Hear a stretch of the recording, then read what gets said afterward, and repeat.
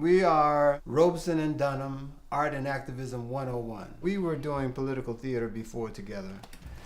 We did a play called A Season in the Congo by Aimé Césaire. It's a big production, and we had good success with it.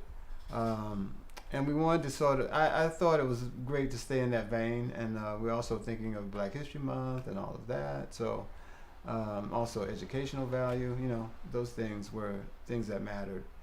And also just this season, the season right now where, activism is on the agenda, gratefully again and mercifully again.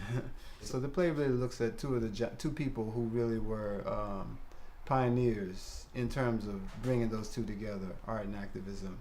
Kids don't know this. They don't know Paul Robeson. You know what I mean? There's a lot of people that don't know about it. It's so interesting to me. But they were so big. I mean, it was just like Robeson and Dunham. I mean, we're looking at a period that's mostly like around their heyday, right? So it's like the 40s and then the 50s, because by the 50s they started to target him, as a communist. And so both of them, actually.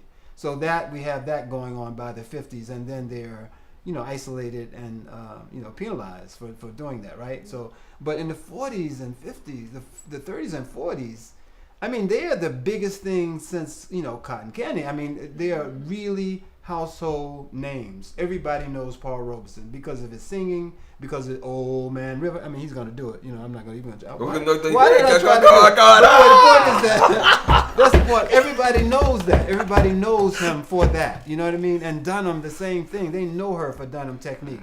And the interesting thing is that their struggles are still our struggles. We're still struggling with those same issues.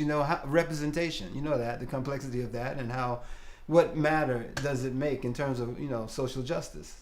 Representation, I mean, it starts with that in terms of identity politics. I mean, so it's just like that same thing, and how we as artists, when and where we enter, and what impact we make. And to add on to that is, like the whole idea of real news.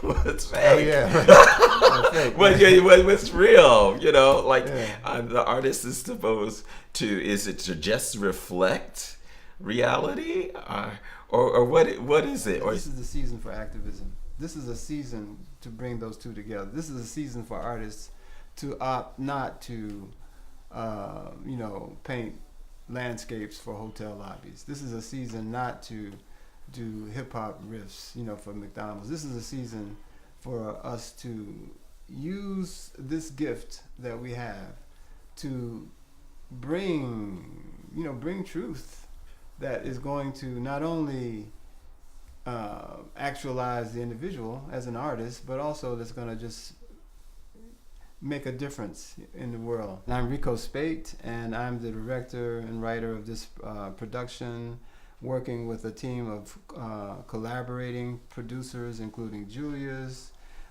including Chiquita Camille, including Robert Gonzalez, and also a very important character in our cast, Ian Worley. We are opening for previews on February the 7th of February. That's Black History Month.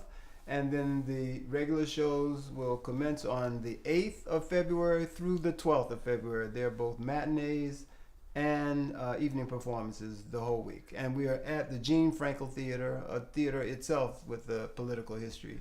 You got to be there to witness it, to believe it. Come on down.